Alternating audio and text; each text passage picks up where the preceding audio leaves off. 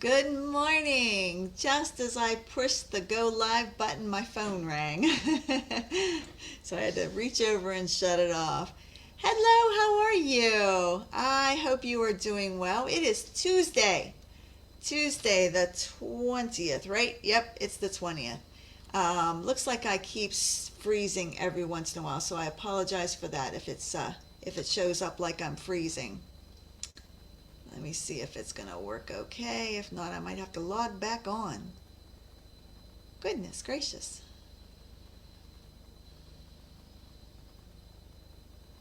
I'm going to try. Okay, I think it might be okay now. Is it freezing for you? Let me know in the comments if it's freezing for you or if it's okay. Seems like it might be all right now.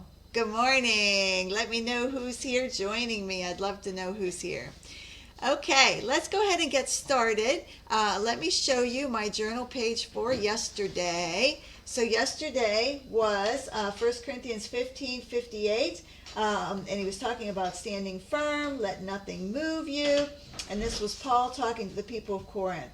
And he talked about how you could be serving anywhere. It doesn't have to be serving in a missionary or on a board or something like that. It can be as simple as sending a card to somebody or telling our children about Jesus. So I have found this cute little stick figure of a mom reading a baby a book, and I wrote Holy Bible on it so that it'll look like the mom is showing the baby how to read the Bible or telling him stories of Jesus, which of course I think is extremely important when the kids know things whenever they're very, very young. It makes a huge difference in their life. I know my grandson is only 5, and when he comes home from church with his mom, he's often asking her questions about things that happen during church. And that's amazing to realize that they truly are listening. They may not act like it, but they are. They're listening.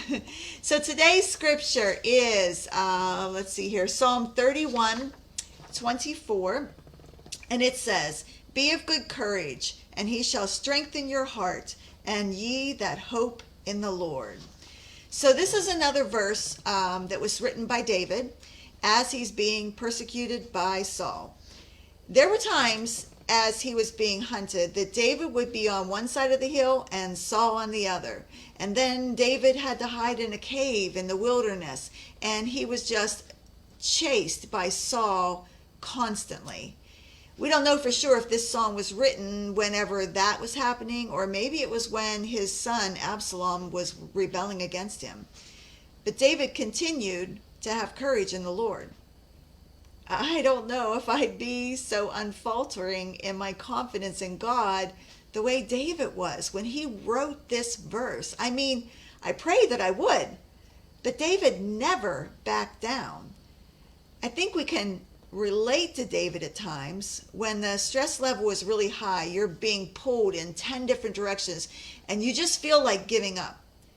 But what David wants us to remember is that he might talk about his desperation and of being rescued, but then he quickly turns and he's praising God for his goodness and his faithfulness and his strength. We can bring both our praise and our pleas to God. He wants all of it, the good, the bad, the ugly, the beautiful. And in that moment, when we're going through hard times and things are bringing you down, we need to always remember that God is faithful. He'll be the one to hold you up when things are bringing you down, when you feel like you are too weak to continue. Just because you are a child of God doesn't mean we get a get out of pain and suffering card. We're going to face challenges. And when we do, we need to be still. We need to open our hearts to the peace of God and let it take hold of our heart. And then hold on to it. Continue to hold on to it as you go through those challenges. Letting God strengthen you. That's what we need to do when we're faced with challenges. I hope that you enjoyed today's devotional. If you can tell me what you thought of it in the post below, in the comments below, I would love it. Let me know when you've watched the video. Just like it and make a comment and let me know what your thoughts on it.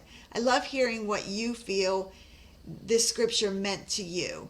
My opinion is just one person's opinion, so I love hearing what it means to you. Thanks for joining me this morning, and I hope you have a very blessed day.